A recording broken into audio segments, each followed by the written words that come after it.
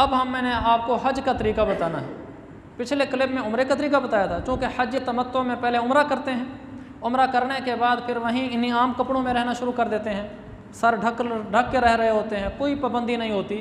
जब हज का सीज़न आता है तो फिर हज का एहराम बांधते हैं। हज का सीज़न शुरू होता है 8 ज़िलहिज्जा से। हज टोटल 5 दिनों में अदा हो जाता है और बिल्कुल आसान, बिल्कुल मुख्तसर। ये 8 ज़िलहिज्जा, 9 ज़िलहिज्जा, 10 ज़िलहिज्जा, 11 ज़िलहिज्जा, 12 ज़िलहिज्जा, ये जो 5 दिन है ना, इन 5 दिनों में हज अदा हो जाता है। हत्ता कि ऐसे भी हो सकता है कि एक आदमी यहाँ से 1 हफ़्ते की फ़्लाइट का टिकट और वीज़ा कटाए, वो हफ्ते बाद वापस आ जाए कि मैं हज भी करके आ गया हूँ। ये हो सकता है, इसलिए कि हज होते ही 5 दिनों में है। तो 8 तारीख को क्या करना है, 9 को क्या करना है, 10, 11, 12 को क्या करना है, बस ये मालूम कर लेंगे तो हमारा हज मुकम्मल हो जाएगा। तो हज शुरू होता है 8 ज़िलहिज्जा से। 7 ज़िलहिज्जा को आम तौर पर टूर ऑपरेटर्स बसों में बिठाकर मिना पहुंचा देते हैं। सुन्नत के ख़िलाफ़ है, हज अदा हो जाता है। सुन्नत ये कि 8 तारीख की सुबह को जाए, फजर की नमाज भी मक्का में पढ़ी जाए। आप ये समझ लें कि 8 तारीख की सुबह है, हमने आज मिना जाना है ना, 8 को मिना में जाते हैं, या 7 तारीख की शाम है और वो आपको कहते हैं बसों में बैठने चलो मिना चलते हैं, तो अभी तक हम मक्का में हैं। क्योंकि सारे हाजी जो मदीना तैयबा गए होते हैं वो भी हुकूमती कवानीन के लिहाज से 5 ज़िलहिज्जा को वापस आ जाते हैं। 6-7 ज़िलहिज्जा को वहाँ कोई भी नहीं होता। तो 7 ज़िलहिज्जा को हम सब गोया कि मक्का में बैठे हुए हैं, सब हाजी हैं। तो 7 को हमने एहराम बांध लेना है। वही एहराम का तरीका जो मैंने पहले अर्ज़ किया था और पिछले क्लिप में उसको तफसील से अर्ज़ किया, उसको मैं 2 लफ्ज़ों में दोहरा देता हूँ। ये चादर लेंगे 7 तारीख को, कपड़े वगैरह सारे उतार देंगे, अनसिली चादरें पहनने के लिए 2 चादरें ले लेंगे, गुस्ल भी पहले कर लेंगे, गुस्ल कर लेंगे। गुस्ल करने के बाद फिर ये अनसिली चादरें पहन लेंगे। ये तरीका मैंने आपको बताया था। ये एहराम की चादरें आखिर तक पकड़ लें। आखिर तक पकड़ने के बाद ये आगे से कुछ 2 बलिस्ट के बकदर तकरीबन छोड़ दें। ये छूट गया, आप इसको बरअक्स ले जाना है। ये दाएं वाले को बाएं और बाएं वाले को दाएं। अब फिर इसको बरअक्स करना है। ये फिर बरअक्स हो गया। अब बरअक्स हो गया, अब इसको यहाँ अंदर डालकर ऊपर कर दें, ये, और इधर भी ऊपर कर दें। अब ये चादर आगे लटक गई।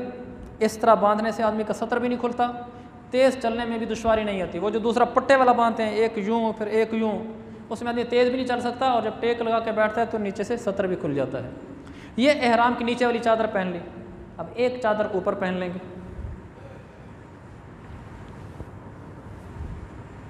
ये ऊपर आम जैसे चादर पहनते हैं घरों में सर्दी की, ऐसे ही पहन लेंगे और सर ढक कर पहन लेंगे।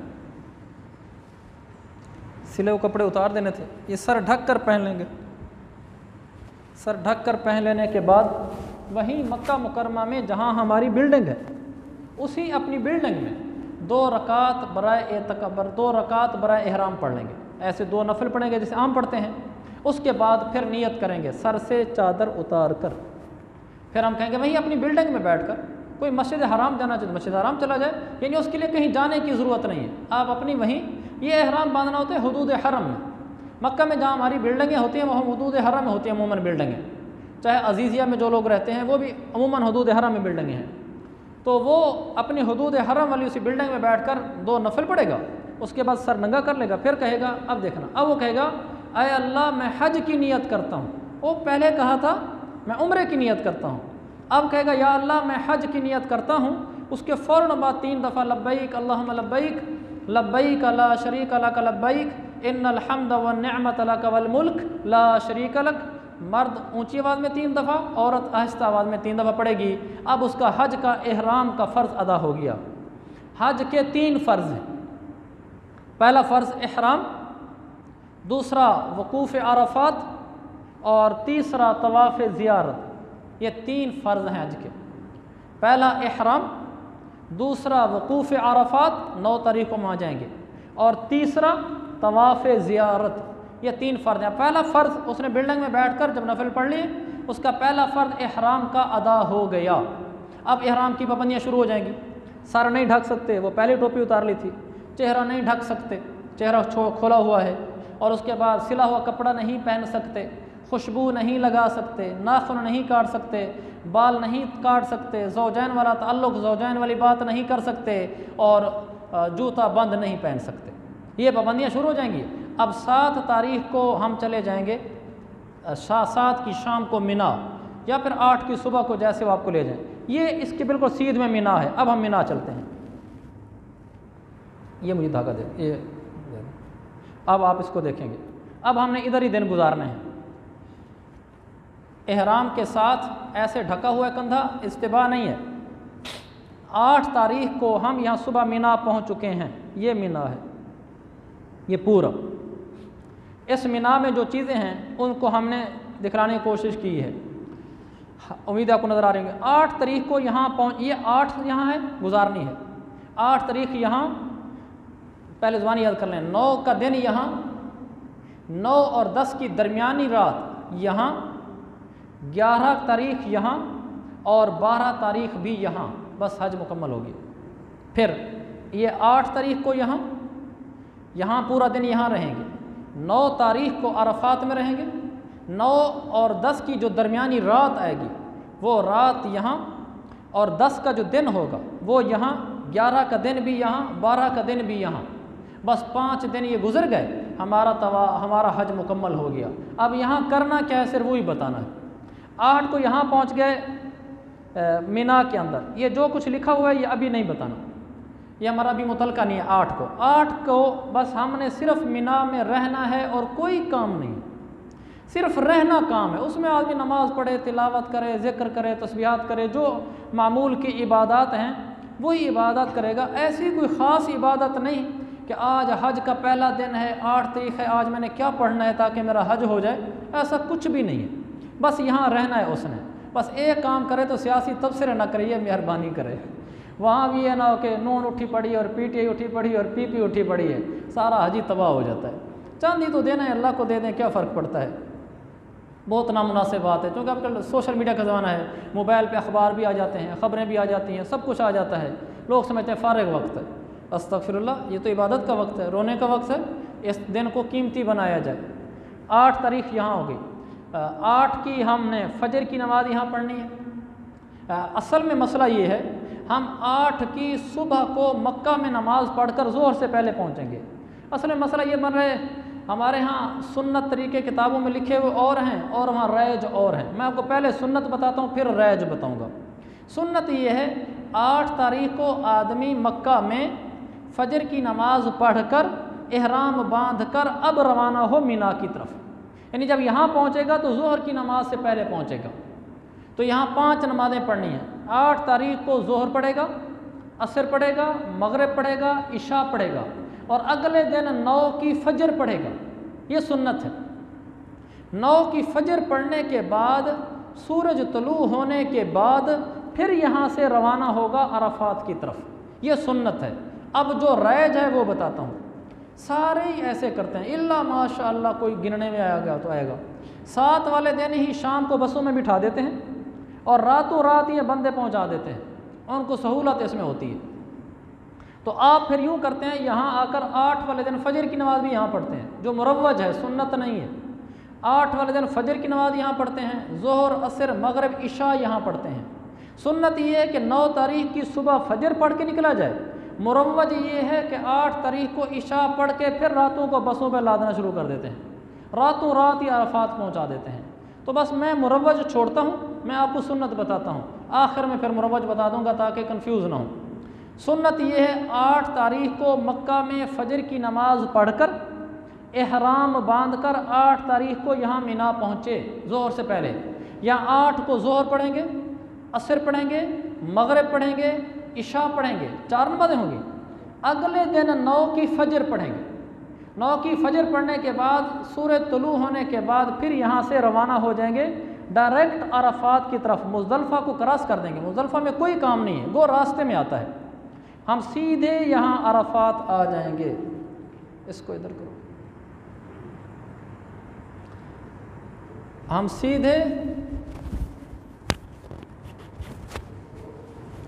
हम सीधे यहाँ अरफात आ जाएंगे।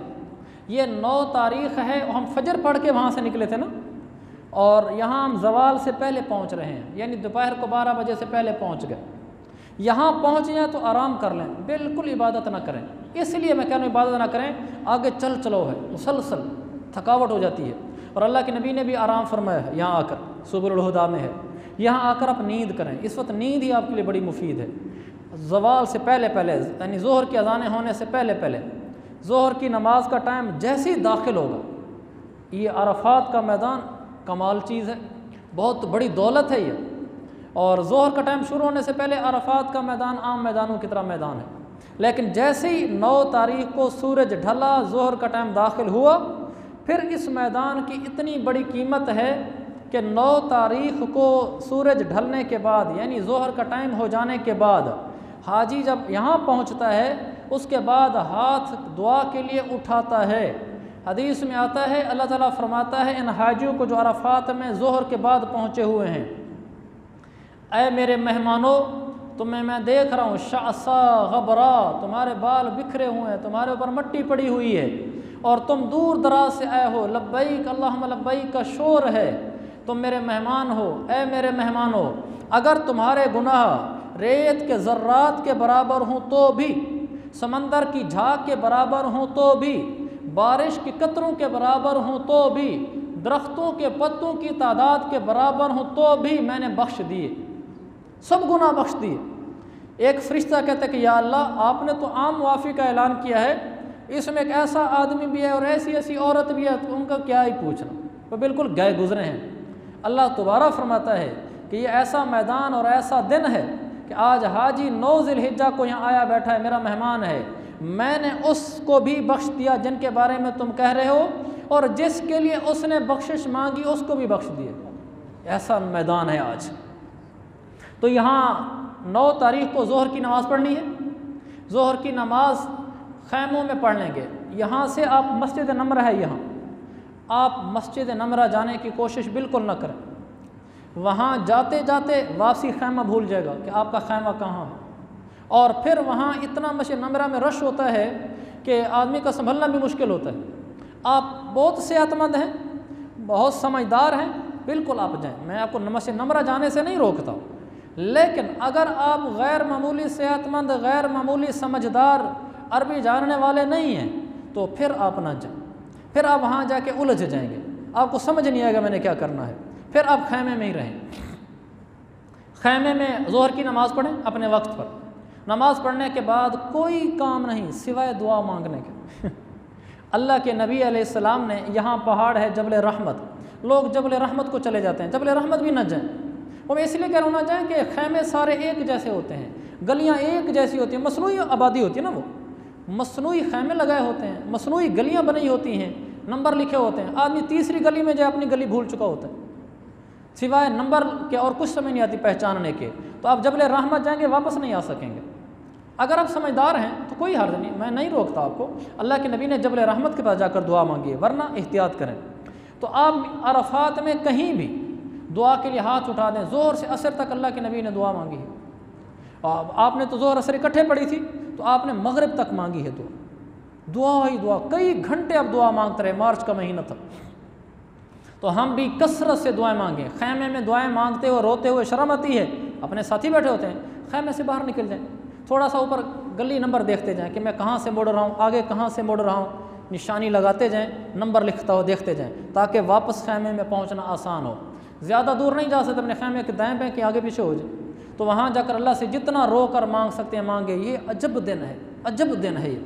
शैतान अग़यज़ा अदहरा अहकरा, शैतान जलील हो रहा होता है, गुस्से में आ रहा होता है, परेशान फिर रहा होता है। लिमा यरा मिन तजावुज़िल्लाहि अनि ज़ुनूबिल इज़ाम, वो अपनी आँखों से देख रहा होता है कि आज बड़े बड़े गुनाहगार हाजी, पहाड़ों के बराबर गुनाह कंधे पर थे उनके, और उनके गुनाह अरफात में आने की वजह से ऐसे पानी की तरफ बह के जा रहे हैं। हदीस में वो देखते हैं कि ऐसे पहाड़ों जैसे गुनाह बह रहे हैं, तो वो जलील होकर भागता है, कहता है मैं आज मर गया, आज रुसवा हो गया मैं।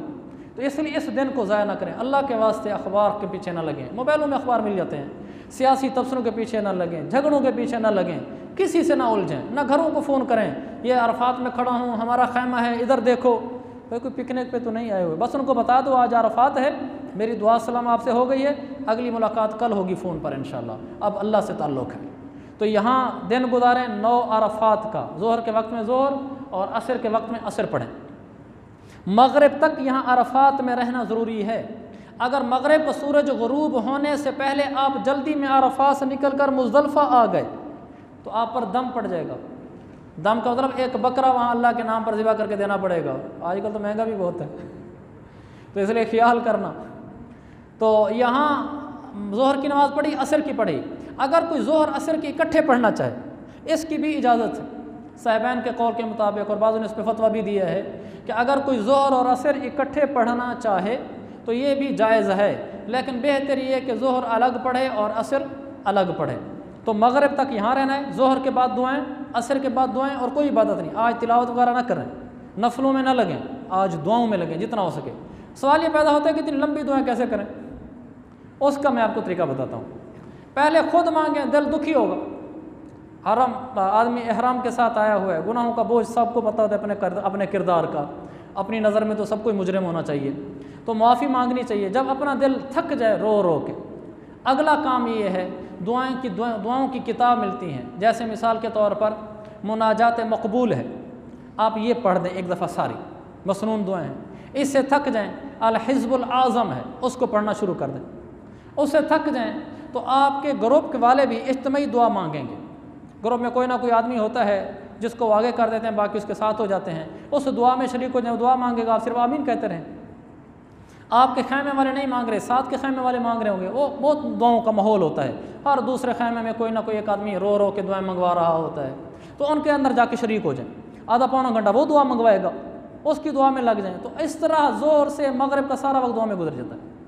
तो जितना हो सके दुआओं में लगे रहें। बस मगरिब के बाद यहाँ से आप रवाना होंगे, मगरिब से पहले नहीं निकलना। मगरिब से पहले बसों को तो आने भी नहीं देते, लेकिन पैदल निकल सकता है, लेकिन ना निकलें आप। मगरिब के जब अजान यहाँ हो जाए, अजीब हुक्म है शरीयत का, यानी अजीब का मतलब ये है कि शरीयत अकल के ताबे नहीं है, ग़ुलाम या रसूल के ताबे है कि अल्लाह रसूल क्या कहते हैं। मगरिब की अजान हो गई है, नमाज़ पढ़ने की इजाज़त नहीं, बग़ैर नमाज पढ़े निकलो। फारिग बैठे हुए हैं, बस के इंतज़ार में नमाज नहीं पढ़ सकते, छोड़ो नमाज को। आज नमाज नहीं पढ़ेंगे तो हम मुज़ल्फ़ा आ जाएंगे। यहाँ बसें पहुँचती हैं रात को 9 बजे, 10 बजे, कभी 11 बजे। इशा की नमाज के टाइम में आकर यहाँ मगरिब और इशा इकट्ठे पढ़नी है। पहले मगरिब की नमाज़ पढ़ेंगे, एक अजान शुरू में दे देंगे और एक ही दफ़ा इकामत यानी तकबीर कहेंगे। मगरिब की अजान के लिए जो तकबीर कहेगा पीछे क़द क़ामत इस्सलाह वाली, इशा की नमाज के लिए भी वही तकबीर काफ़ी है, दोबारा तकबीर कहने की ज़रूरत नहीं है। मगरिब के फ़र्ज़ पढ़ेंगे, फ़र्ज़ों के बाद सुनते नफलें नहीं पढ़नी, फिर फ़ौरन उसके बाद इशा के फ़र्ज़ पढ़ेंगे और फिर वित्र पढ़ देंगे। ये इशा की नमाज हमने यहाँ पढ़नी है, और अगर मुकीम है तो सुनते पढ़ लेंगे इशा के बाद वाली। तो यहाँ क्या करना है, रात को 11-12 बजे पहुँचे हैं, रात को आकर सो जाएं, यहाँ आकर आराम करें। इस रात अल्लाह के नबी ने तहज्जुद नहीं पढ़ी, सुबुल हुदा में लिखा, आप आराम करें। अल्लाह के नबी को उम्मत पर बड़ा रहम था। जब फजर की नमाज का टाइम हो जाए तो फजर की नमाज पढ़ने के बाद थोड़ी देर के लिए किबला रू होकर दुआ मांगें, इसको वकूफ़ आरफा कहते हैं और ये वाजिब है। फजर की टाइम हो जाने के बाद, फजर की नमाज़ पढ़ लेने के बाद थोड़ी देर के लिए बैतुल्लाह का रुख करके आप दुआएं मांगना शुरू कर दें, बस ये हो गया। तो अब नमाज़ पढ़ने के बाद दुआएं मांगने के बाद यहाँ से रवाना हो जाएं। ये 10 तारीख की सुबह हो गई, अब 10 को आप यहाँ आ जाएंगे, यहाँ मिना में। ये सुबह 9 बजे 8 बजे आप पहुँच जाएंगे, पैदल आना होता है, सारे पैदल आते हैं। 10 तारीख है और हम यहाँ पहुँच चुके हैं 10 तारीख को। 10 को आज 3 काम करने हैं। नंबर 1, बड़े शैतान को 7 कंकरियाँ मारनी है। मुज़दलिफ़ा से किसी थैली में, किसी बोतल में कंकरियाँ वहाँ हुकूमत की तरफ से बिछाई पड़ी होती हैं, 70 कंकरियाँ चुन लें, छोटी छोटी, बड़ी ना चुनें, छोटी कंकरी पसंद है शरीयत में, छोटी छोटी 70 कंकरियाँ चुन लें, वो अपने साथ ले आएँ। 10 तारीख को हम यहाँ पहुँच गए। 3 काम करने हैं। पहला काम ये है, ये देखें मिना, इसकी कुछ शक्ल बनाने की हमने कोशिश की है।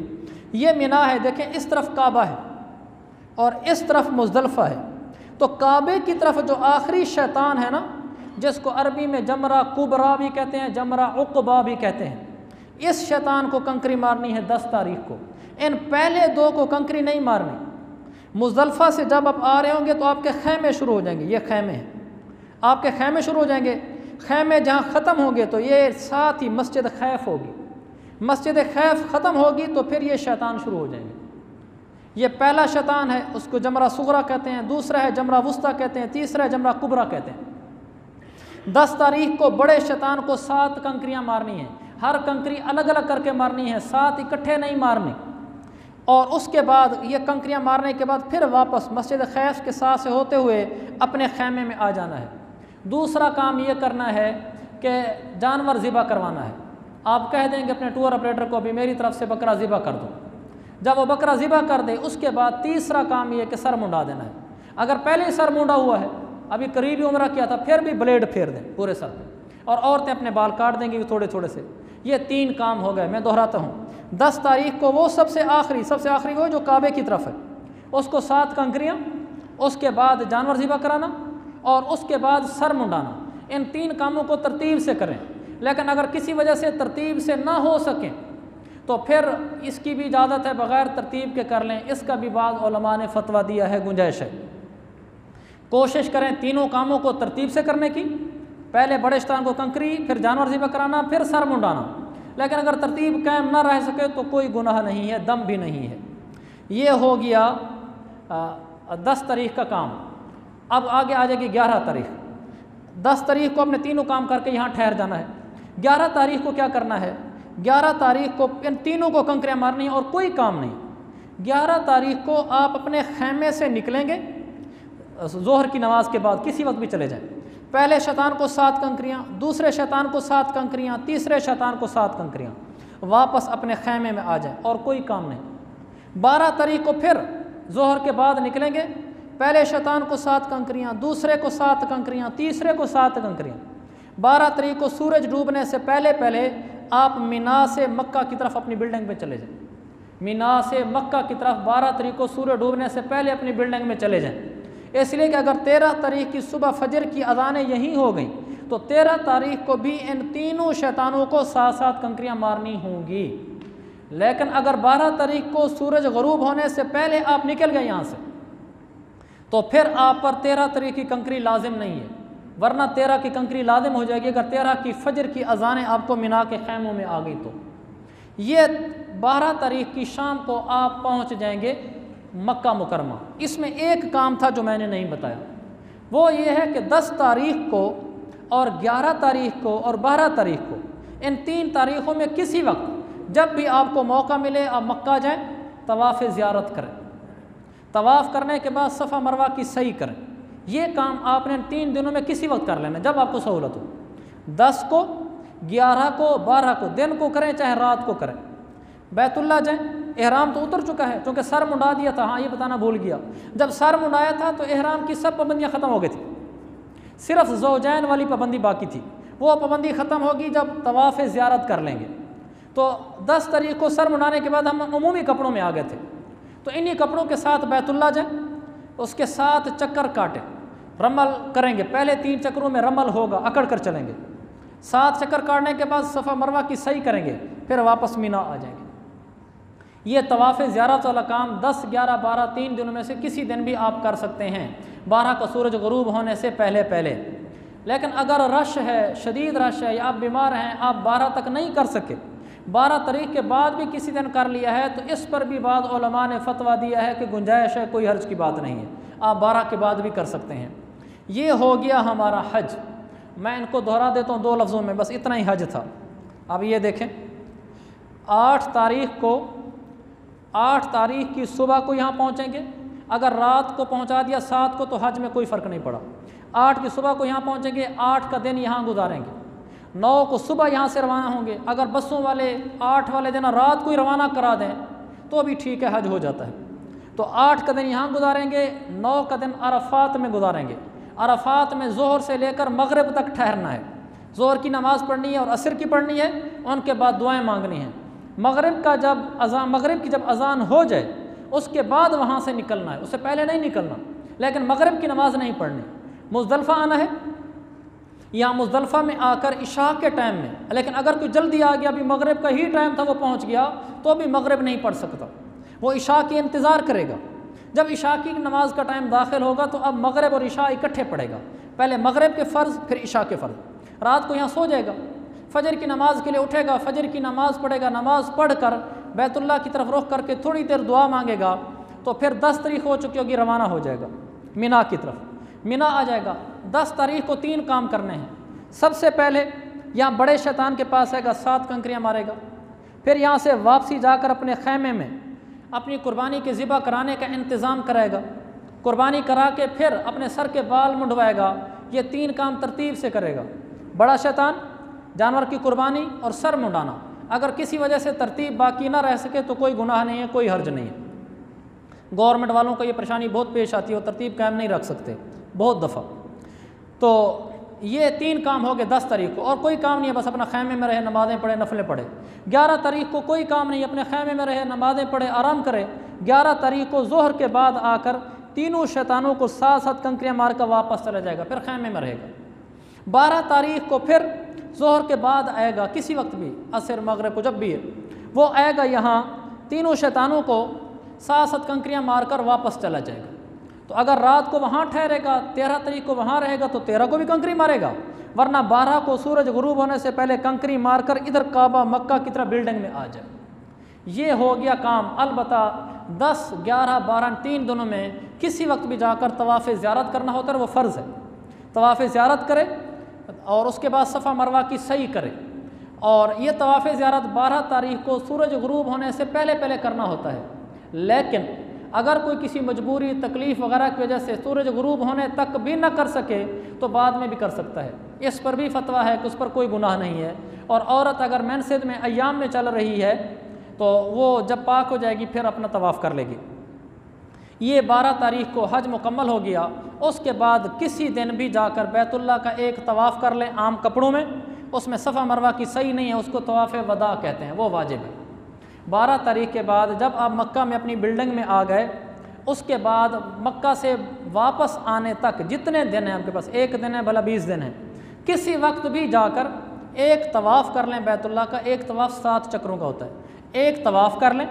उसके बाद सफ़ा मरवा की सही नहीं है, बस वो तवाफ़ वदा है। आपका हज हर लिहाज से मुकम्मल हो गया है। औरतों का बस थोड़ा सा फ़र्क बता देता हूँ। जब 8 तारीख को मिना आए थे, अगर औरत अय्याम में चल रही थी, माहवारी का खून चल रहा था, उसको परेशान होने की ज़रूरत नहीं है, वो उन्हीं अय्याम में ही अपना एहराम बांध ले।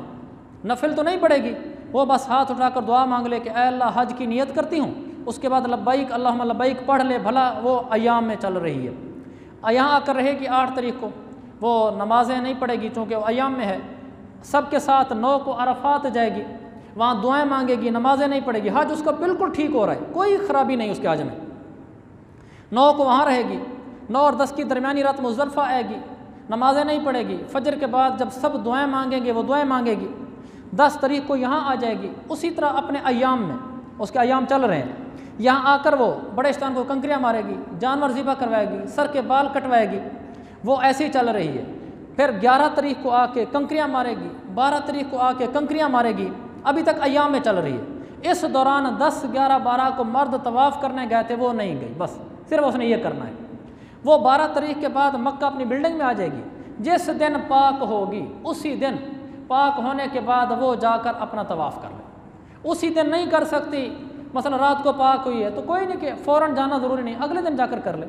यानी वो पाक होने के बाद किसी वक्त जाकर अपना तवाफ़ कर लेगी, उसका भी तवाफ़ कर लेगी, सफ़ा मरवा की सही कर लेगी, उसका भी हज बिल्कुल मुकम्मल। उसके बाद एक तवाफ़ वदा जो होता है वो भी आने से पहले वो कर लेगी। औरत का हज भी मुकम्मल हो गया। इसके अलावा होता है मदीना तैयबा की ज़ियारत, मदीना तैयबा का सलाम के लिए जाना। वो चूँकि हमारा वक्त ख़त्म हो गया है, उसको हम अर्ज़ नहीं कर सकते, बस हज का तरीका मुकम्मल हो गया है।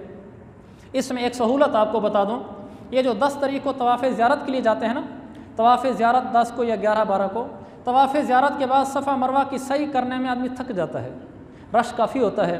तवाफ़ किया, फिर सफ़ा मरवा की सही की, उसके लिए आसान तरीका ये है, 8 तारीख को जब आप वहाँ मक्का से मीना आने लगे थे, या 7 तारीख को मक्का से मीना आने लगे थे, जिस वक्त लोगों ने एहराम बांधा, आप मक्का में ठहरे हुए थे, आप उसे 3-4 घंटे पहले एहराम बांधें। मसलन 7 तारीख को ज़ोहर के बाद आप हज का एहराम बांधें, 2 रकात नफल पढ़ें, फिर कहें या अल्लाह मैं हज की नियत करता हूँ, लब्बैक अल्लाहुम्मा लब्बैक पढ़ें, आप सीधा बैतुल्लाह आ जाएं। 7 तारीख को आप आएँ, एक नफली तवाफ़ करें। नफली तवाफ़ करने के बाद सफ़ा मरवा की सही कर लें, ये आपकी सही करने का फ़ायदा ये होगा कि जिस दिन 10, 11 या 12 में से किसी तारीख को तवाफ़ ज़ियारत के लिए लोग आएंगे, वो तवाफ़ करेंगे, साथ सही भी करेंगे, आप सिर्फ तवाफ़ करेंगे, आपकी सही हो गई है, शुरू में ही हो गई थी, बस वही सही काफ़ी हो जाती है, दोबारा करने की ज़रूरत नहीं होती। लेकिन अगर कोई शुरू में नहीं करके आया, 7 तारीख को एहराम बांध के सीधे ही इधर आ गया है, तो फिर उस आदमी के लिए ये है 10 या 11, 12 को जब भी तवाफ़ करेगा तो साथ सफ़ा मरवा की सही भी करेगा। 2 लफ्ज़ों में दोहरा देता हूँ। 8 तारीख को एहराम बांध कर सुबह मिना पहुँचेंगे, 9 को अरफात रहेंगे, 9 और 10 की दरमियानी रात मुज़दलिफ़ा में गुजारेंगे, 10 का दिन यहाँ गुजारेंगे। 3 काम करेंगे, बड़ा शैतान, कंकरी मारना और जानवर ज़िबा कराना, सर मुंडाना। 11 तारीख को तीनों को कंकरी मारेंगे, 12 को तीनों को कंकरी मारेंगे, 12 को सूर्य गुरूब होने से पहले मक्का चले जाएंगे। इन 10, 11, 12 3 तारीखों में से किसी तारीख में बैतुल्लाह का तवाफ़ और सफ़ा मरवा की सही भी कर आएंगे। तो 12 की सूरज गुरूब होने के बाद जब हम मक्का में पहुँचेंगे, हमारा हज मुकम्मल हो चुका होगा। उसके बाद किसी वक्त भी एक तवाफ़ वदा के नाम का कर लेंगे, हज मुकम्मल है। आप जहाँ जाना चाहते हैं जा सकते हैं, भला घर आ जाएँ, भला मदीना चले जाएँ। ये हमारा हज मुकम्मल हो गया है। अब जो अहबाब मसला पूछना चाहें वो मसाइल पूछ लें।